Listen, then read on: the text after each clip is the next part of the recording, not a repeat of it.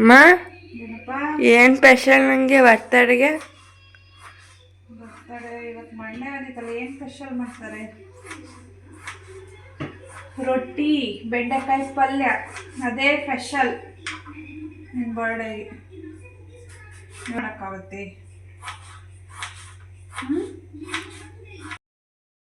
Hi friends, ಎಲ್ಲರೂ ಹೇಗಿದ್ದೀರಾ? ತುಂಬ ಚೆನ್ನಾಗಿದ್ದೀರಾ ಅಂತ ಭಾವಿಸ್ತೀನಿ. ನಾವು ತುಂಬ ಚೆನ್ನಾಗಿದ್ದೀವಿ. ಯಾವ ದಿನ ಅಂತ ನಿಮಗೆ ಚೆನ್ನಾಗೇ ಗೊತ್ತು. ಜನವರಿ 26 ರಿಪಬ್ಲಿಕ್ ಡೇ. ಇವತ್ತು ನಮಗಂತೂ ತುಂಬ ಸ್ಪೆಷಲ್. ಇವತ್ತು ನನ್ನ ಮಗದ ಬರ್ಡೇ ಕೂಡ ಇವತ್ತೇ. ಅದಕ್ಕೆ ಇವತ್ತಂತೂ ಬರ್ಡೇ ಸೆಲೆಬ್ರೇಷನ್ ಮಾಡೋದೆಯಾ. ಆದರೆ ಇವತ್ತು ರಜೆ ಆಗಿರೋದ್ರಿಂದ ಬೆಳಗ್ಗೆ ನೋಡಿದರೆ ಲೇಟಾಗಿ ಎದ್ಬಿಟ್ಟಿದ್ವಿ. ಟೈಮಲ್ಲೇ 7:30 ಆಗಿ ಹೋಗ್ಬಿಟ್ಟು ರಾತ್ರಿ ಮಲ್ಕೊಳ್ಳೋದು ಸ್ವಲ್ಪ ಲೇಟು, ಆದ್ದರಿಂದ ಟೈಮು ಹೋಗಿದ್ದೇ ಗೊತ್ತಾಗಲ್ಲ. ಬರ್ಡೇಗೆ ವಿಶ್ ಮಾಡೋದಕ್ಕೆ ಅಂತ ಫೋನ್ ಮಾಡಿದ್ರು. ಆವಾಗ ನೋಡ್ತೀನಿ ನಾನು ಟೈಮ್ 7:30 ಆಗಿ ಹೋಗ್ಬಿಟ್ಟಿದ್ದೆ. ದನಿಲ್ಲ ಕರುವಿಲ್ಲ, ಇನ್ನೇನು ಮಾಡ್ತೀರಾ, ಕೆಲಸ ಇಲ್ಲ ಕೆವ್ವಿಲ್ಲ ನನಗೆ. 7:30ಗೆ ಎದ್ಬಿಟ್ಟಿದ್ದೀನಿ. ಇವತ್ತು ಎದ್ಬಿಟ್ಟು ತಿಂಡಿ ಏನು ಮಾಡೋಣ ಅಂತ ಯೋಚನೆ ಮಾಡಿ ಆಮೇಲೆ ಇವತ್ತು ರಜೆ ಅಲ್ವಾ, ರೊಟ್ಟಿ ಮಾಡೋಣ, ಲೇಟಾಗಿ ಮಾಡಿದ್ರು ನಡೆಯುತ್ತೆ ಅಂತ ಹೇಳ್ಬಿಟ್ಟು ರೊಟ್ಟಿ ಮಾಡಿದೆ. ಅವ್ನು ನನಗೆ ಏನಾದರೂ ಇವತ್ತು ಸ್ವೀಟ್ ಮಾಡಿಕೊಡು ಅಂತ ಹೇಳ್ತಾ ಇದ್ದ. ಇವತ್ತಂತೂ ನಾನು ಏನು ಮಾಡಲ್ಲ, ಸಂಜೆ ನೋಡೋಣ ಅಂತ ಹೇಳ್ಬಿಟ್ಟು ತಿಂಡಿ ತಿಂದ್ವಿ. ಆಮೇಲೆ ಅವನು ದೇವಸ್ಥಾನಕ್ಕೆ ಹೋಗೋದಕ್ಕೆ ಟೈಮ್ ಆಗುತ್ತೆ ಅಂತ ಹೇಳಿ ಮನೆಯೆಲ್ಲ ಕ್ಲೀನ್ ಮಾಡಿಕೊಟ್ಟೆ. ನಾನು ಮನೆ ಕ್ಲೀನ್ ಮಾಡಿ ಪೂಜೆ ಮಾಡು ನೀನು, ನಾನು ಪೂಜೆ ಮಾಡೋಂಗಿಲ್ಲ ಅಂತ ಹೇಳಿದೆ. ಅವ್ನು ದೇವ್ರ ಮನೆಯೆಲ್ಲ ಅವನಿಗೆ ಕ್ಲೀನ್ ಮಾಡ್ಕೊ. ಹೂವೆಲ್ಲ ನೋಡಿ ಯಾವ ರೇಂಜಿಗೆ ಕೊಯ್ತಾನೆ, ಅದು ಕೈಲಿ ಕಟ್ ಮಾಡೋಕ್ಕಾಗಲ್ಲ, ಕೀಳೋಕ್ಕಾಗಲ್ಲ ಅಂತ ಕತ್ರಿ ಬೇರೆ ತಗೊಂಡು ಹೋಗಿದ್ದಾನೆ. ಯಾವ ರೇಂಜಿಗೆ ಕ್ಲೀನ್ ಮಾಡ್ತಾನೋ ಏನೋ ಗೊತ್ತಿಲ್ಲ. ನಾವು ಕ್ಲೀನ್ ಮಾಡಿದರೆ ಮಾತ್ರ ಅದು ದೇವ್ರ ಮನೆ ಕ್ಲೀನ್ ಆದಂಗೆ. ಇವನೇನು ಕ್ಲೀನ್ ಮಾಡ್ಬಿಟ್ಟು ಪೂಜೆ ಮಾಡ್ತಾನೋ ಗೊತ್ತಿಲ್ಲ. ಯಾವ ರೇಂಜಿಗೆ ಕೂತ್ಕೊಂಡು ಪೂಜೆ ಮಾಡ್ತಾಯಿದ್ದಾನೆ ನೋಡಿ. ನಾನು ಕ್ಲೀನ್ ಮಾಡಿದ್ರೇ ಸ್ನಾನ ಮಾಡಿ ಬಾರು ಪೂಜೆ ಮಾಡು ಅಂದರೆ ಅಳ್ತಿದ್ದ. ಇವತ್ತು ಅವನೇ ಕ್ಲೀನ್ ಮಾಡ್ಕೊಂಡು ಪೂಜೆ ಮಾಡಿ ರೆಡಿ ಆಗಿಬಿಟ್ಟು ದೇವಸ್ಥಾನಕ್ಕೆ ಪೂಜೆ ಎಲ್ಲ ಮುಗಿಸಿ ದೇವಸ್ಥಾನ ಹತ್ರ ಹೋಗೋಣ ಅಂತ ಹೊರಡ್ತಿದ್ದಾನೆ. ಟೈಮ್ ಆಗ್ತಿದೆ, 12 ಗಂಟೆ ಅಷ್ಟೆಲ್ಲ ಕ್ಲೋಸ್ ಮಾಡ್ತಾರೆ. ಬೇಗ ರೆಡಿ ಆಗು ಅಂದರೆ ಅವನಂತೂ ರಜೆ ಇದ್ದರೆ ಎದ್ದು ಬ್ರಷ್ ಮಾಡಿ ತಿಂಡಿ ತಿನ್ನೋದೇ ಒಂದು ದಿನ ಮಾಡಿ ಹಾಕ್ತಾನೆ. ನೋಡಿ ನಮ್ಮ ಮನೆಯವರು ನಾಯಿನಪ್ಪ ಮಕ್ಳು ಎತ್ಕೊಂಡಂಗೆ ಎತ್ಕೊಂಡಿದ್ದಾರೆ. ನಾನು ವೀಡಿಯೋ ಮಾಡ್ತಿರೋದಕ್ಕೆ ಹೊರಗಡೆ ಬಿಟ್ಟು ಹೋಗ್ತಿದ್ದಾರೆ. ಇಲ್ಲಾಂದರೆ ಆ ಥರ ಎಲ್ಲ ಹೊರಗಡೆ ಕರ್ಕೊಗ್ಬಿಟ್ಟು ಬಾ ಚಿನ್ನು ಅಂತ ಕರ್ಕೋಗ್ಬಿಡ್ತಿದ್ರು. ಇವಾಗ ದೇವಸ್ಥಾನ ಹತ್ರ ಹೋಗೋಣ ಅಂತ ಅವರು ಹೋದರು. ನಾನು ಅಷ್ಟರೊಳಗೆ ಅವ್ನ ಕ್ಲಾಸಿಗಲಿ 42 ಜನ ಮಕ್ಕಳಿದ್ದಾವಂತೆ. ಅವನು ಸೇರಿ 43 ಜನ. ಅಂದರೆ ಅವ್ರ ಕ್ಲಾಸು 6th ಸ್ಟ್ಯಾಂಡರ್ಡಲ್ಲಿ ಮಾತ್ರ.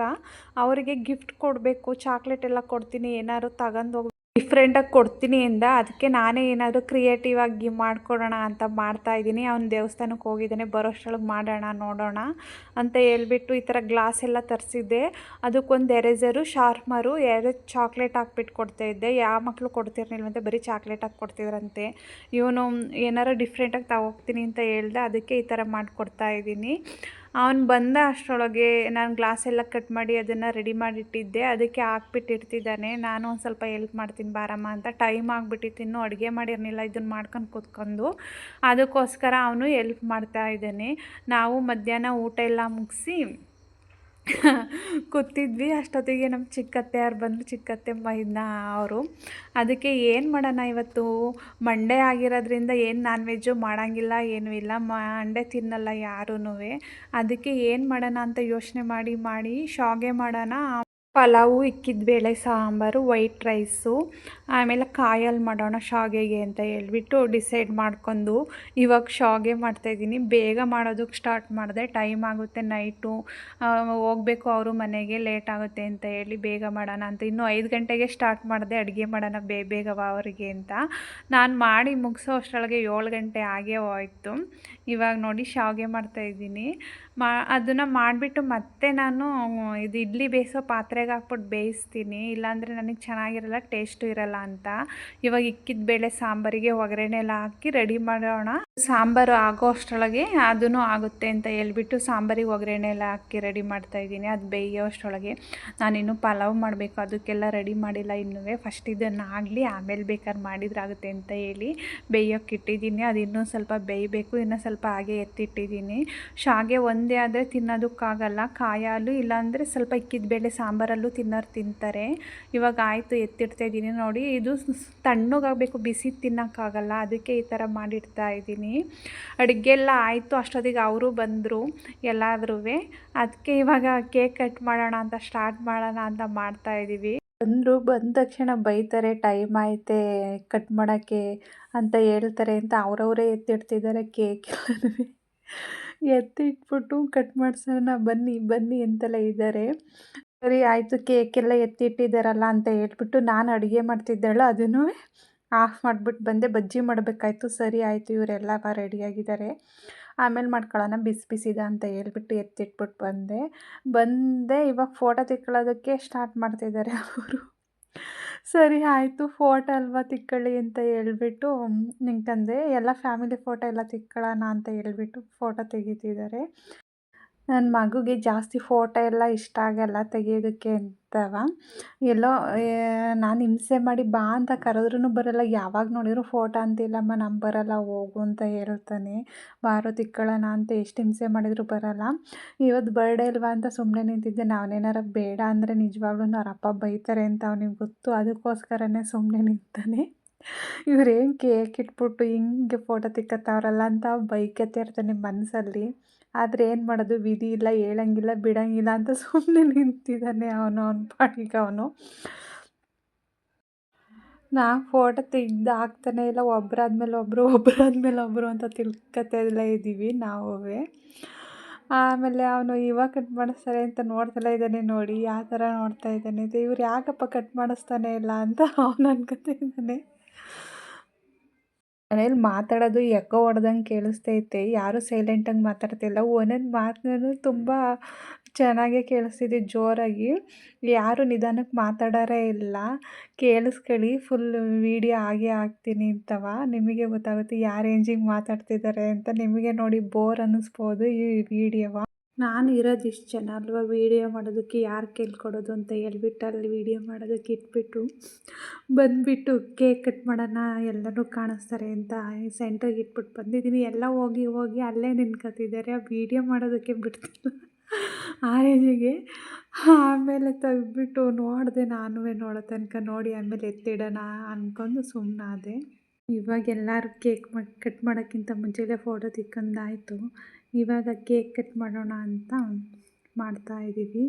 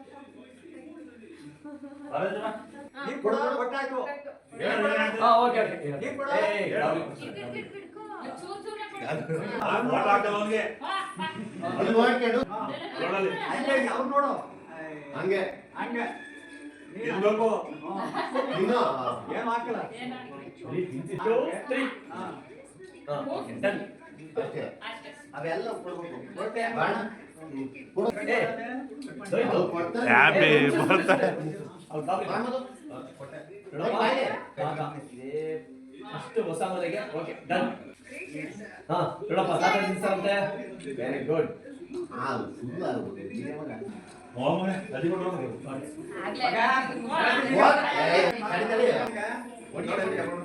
ಹೊಡಿ ಹೊಡಿ.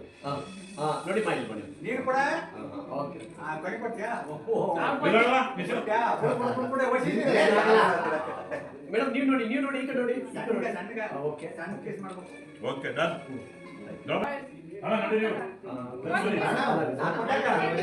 ನಾ ಕೊಟ್ಟಾಯ್ತು. ಬರ್ ಬರ್ ಗಾಡಿ ಅವ್ರು. ಇವಾಗ ತಾನೇ ಕಳ್ಸಿದ್ರ ನೀವು. ಹಾ ಕರೆಕ್ಟ್ ನೋಡು. ಓಕೆ ಓಕೆ ಬರೋಣ ಕೇಕ್ ಗಾಡಿ ಅವ್ರು ಇದ್ದಾರೆ. ಕೊಟ್ಟಿ. ವಾಟ್? ನಾಚ್ಕೋಬಾರ್ದು. ಹಾ ಕೊಡು ಚೆನ್ನಾಗಿ ಇದಾಗಿ. Very good. ಸೂಪರ್ ಕೊಡು. ಗಾಡಿ ಅಣ್ಣ ನೀವು ಕಾಡಾಯ್ತು ಯಾರು ಅಲ್ವಾ? ಎಲ್ಲ ಬೀತು ಎಲ್ಲ ನೀವು ನೋಡಿ ಯಾರ ಇದಲ್ಲ.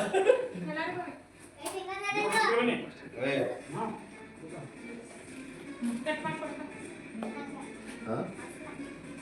ಸರಿ ನಿಲ್ಲಿಸ್ತೀನಿ. ಸರಿ ಒಂದೊಂದು ನೀ ಕಾಸು ತಿನ್ನು.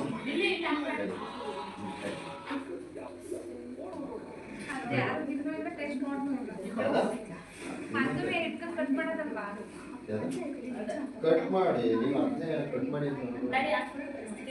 ಪಾನಿ ಕಟ್ ಮಾಡಿ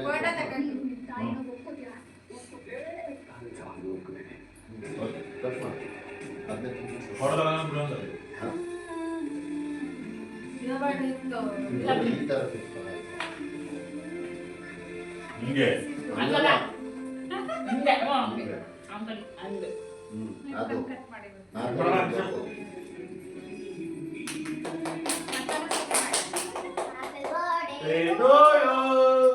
Happy birthday to you. May Nishan. God bless you. ಯಾವ್ದು ಇಡೋದು ಬೇಡ ಎಲ್ಲ ನಿನ್ ಕಡೆ ನಿನ್ನ ಬಗ್ಗೆ ಕೊಡಿ ಮೊಬೈಲ್.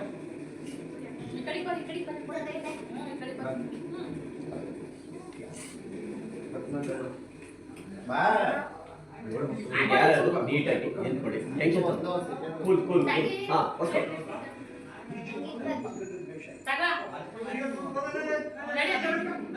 ಗಾಡಿ ಬೇಡ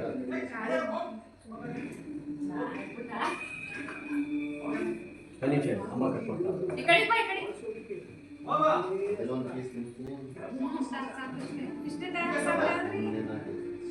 ಹಾಂ ಅದರಲ್ಲಿ ಅದು ಬ್ಯೂಟಿ ಕೇಕ್. ಓಕೆ ವೇಟ್ ಮಾಡ್ಕೊಳ್ಳಿ ಕೇಕ್. ಹಾಂ ಓಕೆ ಓಕೆ ಹಾಂ ಓಕೆ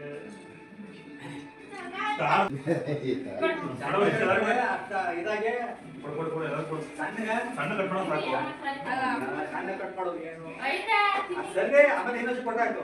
ಕೇಕ್ ಕಟ್ ಮಾಡೆಲ್ಲ ಮುಗೀತು. ಇವಾಗ ಜಸ್ಟು ಊಟಕ್ಕೆ ಕೊಡೋಣ ಅಂತ ಎಲ್ರಿಗೂ ಊಟಕ್ಕೆ ಕೊಡ್ತಾ ಇದ್ದೀವಿ. ಅವರು ನಾನು ಇವತ್ತು ಶಾವಿಗೆ ಮಾಡಿದ್ದೆ ಆಗ್ತಿದ್ರೆ ಇವತ್ತೇನು ನಾನ್ ವೆಜ್ ಇಲ್ವಾ ಅಂತ ಕೇಳ್ತಿದ್ರು. ಇವತ್ತು ಮಂಡೇ ನಾನ್ ವೆಜ್ ಮಾಡಲ್ಲ ಅಂತ ಹೇಳ್ಬಿಟ್ಟು ಶಾವಿಗೆ ಹಾಕ್ತಿದ್ದೆ. ಅವರು ಕೇಬಲರು, ಇಲ್ಲಿರೋರಲ್ಲ, ತಮಿಳ್ನಾಡವರು. ಇಲ್ಲಿ ಚನ್ನರಾಯಪಟ್ಟಣದಲ್ಲಿ ಸೆಟ್ಲಾಗಿದ್ದಾರೆ. ಅವರಿಗೆ ಶಾವಿಗೆ ಅಂದರೆ ಗೊತ್ತಿಲ್ಲ, ಏನು ಈ ಥರ ಇದೆ ಅಂತ ನೋಡಿ ಕೇಳ್ತಾ ಇದ್ದರು. ಎಲ್ಲರೂ ಊಟಕ್ಕೆ ಕೂತಿದ್ರು. ನನ್ನ ಮಗನೂ ಬಾ ಊಟಕ್ಕೆ ಕೂತ್ಕೊ ಅಂತ ಕರಿತಿದ್ರು. ಅವ್ನು ನನಗೆ ಬೇಡ, ಇಷ್ಟು ಬೇಗ ನಾನು ಮಾಡಲ್ಲ ಅಂತಿದ್ದ. ಯಾಕೆಂದರೆ ಎಲ್ಲರೂ ಒಂದೊಂದು ಪೀಸ್ ಕೇಕು ಅಂದರೆ ತುಂಬ ಕೇಕ್ ಆಯಿತು. ಜಾಸ್ತಿ ತಿಂದ್ಬಿಟ್ಟ ಕೇಕ.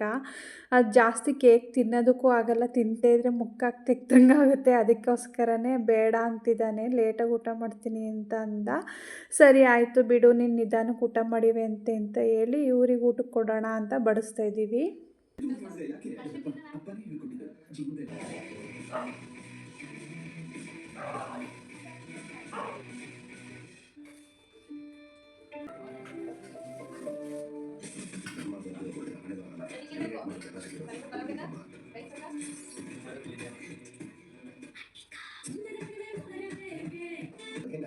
ಅಕೌಂಟಿಂಗ್ ಟ್ರಾನ್ಸ್ಫರ್ ಮಾಡ್ತಾರೆ. ಅಲ್ಲೊಂದು ಟ್ರಾನ್ಸಾಕ್ಷನ್ ಕ್ರಿಯೇಟ್ ಮಾಡಬಹುದು. ಇಂತಿಂಥ ಕಾರಣಕ್ಕಾಗಿ ಇವರು ಮಧ್ಯದಲ್ಲಿ ವ್ಯವಹಾರ ನಡೆದಿದೆ, ವ್ಯವಹಾರಕ್ಕೆ ದುಡ್ಡು ಕೊಡಲಾಗಿದೆ ಅಂತ ಟ್ರಾನ್ಸಾಕ್ಷನ್ ಕ್ರಿಯೇಟ್ ಮಾಡ್ತಾರೆ. ಆ ಕೆಲಸ ಗೊತ್ತಾಯಿತು ಅನ್ನೋದು ಮಾತಿದೆ. ನನಗೆ ಕಿಶೋರ್ ಸೇಠ್ ಅನ್ನುವ ಕೆಲವರು ಮುಂದೆ ಇನ್ನು ಕೆಲವರು ಗುಜರಾತಿನ ಒಬ್ಬ ಪ್ರಭಾವಿ ಕಿಶೋರ್ ಸೇಠ್ ಇದು ಇದ್ದು ಗೊಂದಲಗಳಾಗಿದ್ದಾವೆ, ವಿಚಾರಗಳು ನಡೀತಾ ಇದೆ. ಅದೆಲ್ಲ ಆಗಲ್ಲ. ವಿಷಯ ಹೊರಗೆ ಬರಬೇಕು. ಅಂತಿಂತ ಮಳೆ ಆಗಲ್ಲ, ಮಳೆ ಬಂದ್ರೆ ಮಳೆ ಬಂದಿದೆ. ಅದು ಸಾಮಾನ್ಯರ ಕೈಲಿ ಆಗಲ್ಲ, ಹಂಗಿದೆ ಆಗ ಬಂದಾಯ್ತು. ಖಾನಾಪುರ ತಾಲೂಕು ಬಂದಾಗ ಹಂಗಿದೆ ಸೋಮನಾಥ. ಅಲ್ಲಿ ಈ ಕಂಟೈನರ್ ಅವ್ರದ್ದೆಲ್ಲ ಊಟ ಮಾಡಿ ಮುಗೀತು. ಇವಾಗ ನಾವು ಊಟಕ್ಕೆ ಕೂತ್ಕೊಳ್ಳೋಣ ಅಂತ ಊಟಕ್ಕೆ ಕೂತ್ಕೊಂಡ್ವಿ. ನಮ್ಮ ಚಿಕ್ಕತ್ತೆಯರು ಊಟ ಮುಗಿಸ್ಕೊಂಡು ಹೊರಟ್ರು. ಪಾಪ ಅವರಿಗೆ ನಮ್ಮ ಅತ್ತೆಗೆ ಏಟಾಗ್ಬಿಟ್ಟಿತ್ತೆ, ಕಾಲು ಸ್ಕಿಡ್ ಆಗಿಬಿಟ್ಟು ಬಿದ್ದು ಕಾಲು ಒಂದು ಸ್ವಲ್ಪ ಫ್ರ್ಯಾಕ್ಚರ್ ಆಗಿಬಿಟ್ಟಿತ್ತೆ. ಅದಕ್ಕೆ ಜಾಸ್ತಿ ಓಡಾಡೋಕ್ಕಾಗಲ್ಲ, ನಾನು ಹೋಗ್ತೀನಿ ಅಂತ ಹೇಳ್ಬಿಟ್ಟು ಹೊರಟ್ರು.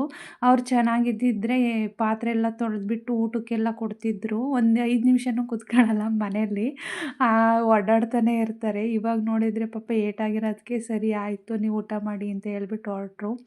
ನಾವಂತೂ ಮಾತಾಡ್ಕೊಂಡು ನಿಧಾನಕ್ಕೆ ಊಟ ಮಾಡ್ತಾಯಿದ್ದೀವಿ. ನಮ್ಮ ಹಸ್ಬೆಂಡ್ ಫ್ರೆಂಡು ಹೊರಟ್ರು, ಬಾಯ್ ಮಾಡಿ ನನ್ನ ಮಗುಗೂ ಬಾಯ್ ಮಾಡಿ ಹೋದ್ರು. ನಾವು ಊಟ ಮಾಡ್ತಿದ್ವಿ. ಬಾ ನನ್ನ ಮಗನಿಗೆ ಆಮೇಲೆ ಊಟ ಮಾಡ್ತೀನಿ ಅಂತ ಹೇಳಿದ್ದ, ಬಾ ಅಂತ ಕರೆದ್ರೂ ಬರ್ತಿಲ್ಲ. ಊಟ ಬೇಡ ಅಂದರೆ ಬೈತೀನಿ ಅಂತವ, ಲೇಟಾಗಿ ಊಟ ಮಾಡ್ತೀನಿ, ನನಗೆ ಇವಾಗಲೂ ಹೊಟ್ಟೆ ಹಸಿವಿಲ್ಲ ಅಂತ ಅಂದ. ಅವನಿಗೆ ಕೇಕ್ ತಿಂದಿರೋದ್ರಿಂದ ಜಾಸ್ತಿ ಆಗಿದೆ ಅಂತ ನಾನು ಸುಮ್ಮನಾದೆ, ಲೇಟಾಗಿ ಊಟ ಮಾಡಿವಂತೆ ಬಿಡು ಅಂತ. ನಮ್ಮ ಮಾವನು ಊಟ ಮಾಡಿ ಬನ್ನಿ ಅಂದೆ, ಅವರು ಲೇಟಾಗಿ ನಮ್ಮಲ್ಲಿ ಊಟ ಮಾಡೋದು ಎಲ್ಲ 9:30 ಮೇಲೇನೆಯ. ಅದಕ್ಕೆ ನಾನು ಲೇಟಾಗಿ ಕೊಟ್ಟಾಗುತ್ತೆ, ಅಷ್ಟೊತ್ತಿಗೆ ಪಾತ್ರೆ ಎಲ್ಲ ತೊಳ್ಕೊಳ್ಳೋಣ, ಜಾಸ್ತಿ ಪಾತ್ರೆ ಇದ್ದಾವೆ ಅಂತ ಹೇಳ್ಬಿಟ್ಟು ನಾನು ಊಟ ಮುಗಿಸ್ದೆ. ಜಾಸ್ತಿ ಅವರೆಕಾಳು ತಂದಿದ್ರು, ಅದನ್ನು ಸುಲಿದಿಟ್ಟಿದ್ದೆ. ಅದನ್ನು ಚಿಲ್ಕಿಸ್ಬಿಟ್ಟು ಎಣ್ಗಾಳು ಮಾಡಬೇಕು. ನನ್ನ ಮಗ ಬರ್ಡೇ ಕಳೆದ್ಮೇಲೆ ನಾನು ಎಣ್ಗಾಳು ಮಾಡ್ತಿದ್ದೆ. ಅವ್ರು ಸ್ಪೆಷಲ್ ಮಿಕ್ಚರ್ ತೊಗೊಬರೋರು, ಅದನ್ನು ಹಾಕ್ಬಿಟ್ಟು ಮಾಡಿದರೆ ಇನ್ನೂ ಚೆನ್ನಾಗಿರೋದು. ಮಾಡಬೇಕು ಇವಾಗ. ಎಣ್ಗಾಳು ಮಾಡೋಣ ಅಂತ ರೆಡಿ ಮಾಡ್ತಾಯಿದ್ದೀನಿ. ಕಾಳೆಲ್ಲ ಚಿಲ್ಕಿಸೋಣ ಅಂತವ. ನಾನು ಪಾತ್ರೆ ಎಲ್ಲ ತೊಳೆದ್ಬಿಟ್ಟು ನೈಟ್ ನೆನೆಹಾಕ್ಬಿಟ್ಟು ಮಲಗಿದ್ದೆ. ಬೆಳಗ್ಗೆ ಎದ್ದು ಚಿಲ್ಕಿಸ್ಕೊಂಡ್ರಾಗುತ್ತೆ ಅಂತವ. ಬೆಳಗ್ಗೆ ಕೆಲಸ ಎಲ್ಲ ಮುಗಿಸಿ ಕಾಳು ಚಿಲ್ಕಿಸೋದಕ್ಕೆ ಅಂತ ಕೂತಿದ್ದೀನಿ. ಅದು ನೈಟೇ ನೆನೆಹಾಕಿದ್ರೆ ಚೆನ್ನಾಗಿ ನೆಂದಿರುತ್ತೆ, ಬೇಗ ಕಾಳು ಚಿಲ್ಕಿಸ್ಬೋದು. 10 ನಿಮಿಷ ಒಂದು ಅರ್ಧ ಗಂಟೆ ನೆನೆಹಾಕಿದ್ರೆ ಹಿಂಗೆ ಇಸ್ಕಿ ಕೈಯೇ ನೋವು ಬರುತ್ತೆ, ಆ ಥರ ಆಗಿಬಿಡುತ್ತೆ. ಅದಕ್ಕೆ ನೈಟೇ ನೆನೆಹಾಕಿದ್ದೆ. ಆಮೇಲೆ ಬೆಳಗ್ಗೆ ಎದ್ದು ನೀರು ಸೋಸ್ಬಿಟ್ಟು ಇಟ್ಟಿದ್ರೆ ಸಾಕು, ಆಮೇಲೆ ಯಾವಾಗ ಬೇಕಾದರೂ ಚಿಲ್ಕಿಸ್ಕೋಬೋದು, ಬೇಗ ಬರುತ್ತೆ. ಇವಾಗ ಕಾಳೆಲ್ಲ ಚಿಲ್ಕಿಸಿ ಆಯಿತು, ಅದನ್ನು ತೊಳೆದ್ಬಿಟ್ಟು ಚೆನ್ನಾಗಿ ಇವಾಗ ಒಂದು ಬಟ್ಟೆ ತೊಗೊಬಿಟ್ಟು ಡ್ರೈ ಮಾಡ್ತಾಯಿದ್ದೀನಿ. ಅದು ನೀರೆಲ್ಲ ಡ್ರೈ ಮಾಡಿಬಿಟ್ಟು ಹಾಕಬೇಕು. ಎಣ್ಣೆಗೆ ಹಾಕೋದ್ರಿಂದ ಡೈರೆಕ್ಟು ಎಣ್ಣೆ ಎಲ್ಲ ಸಿಡ್ದಂಗೆ ಆಗುತ್ತೆ, ಮತ್ತು ಬೇಗ ಕರಿಯೋದಕ್ಕೂ ಆಗೋಲ್ಲ. ನೀರು ಡ್ರೈ ಆದರೆ ಬೇಗ ಎಣ್ಣೆಲಿ ಫ್ರೈ ಆಗುತ್ತೆ, ಅದಕ್ಕೆ ಡ್ರೈ ಮಾಡ್ತಾಯಿದ್ದೀನಿ. ಅದನ್ನೆಲ್ಲವ ಡ್ರೈ ಮಾಡಿ ಎತ್ತಿಟ್ಬಿಟ್ಟು ಇವಾಗ ಫ್ರೈ ಮಾಡೋಣ ಅಂತ ಆಯಿಲ್ ಹಾಕತ್ತಾಯಿದ್ದೀನಿ. ನಿಮಗೆ ಎಷ್ಟು ಬೇಕೋ ಅಷ್ಟು ಆಯಿಲ್ ಹಾಕ್ಕೊಳ್ಳಿ. ನನಗೆ ಜಾಸ್ತಿ ಕಾಳಿರ್ನಿಲ್ವಲ್ಲ, ಇಷ್ಟ ಆದರೆ ಸಾಕಾಗುತ್ತೆ ಅಂತ ಸ್ವಲ್ಪ ಹಾಕ್ಕೊಂಡೆ.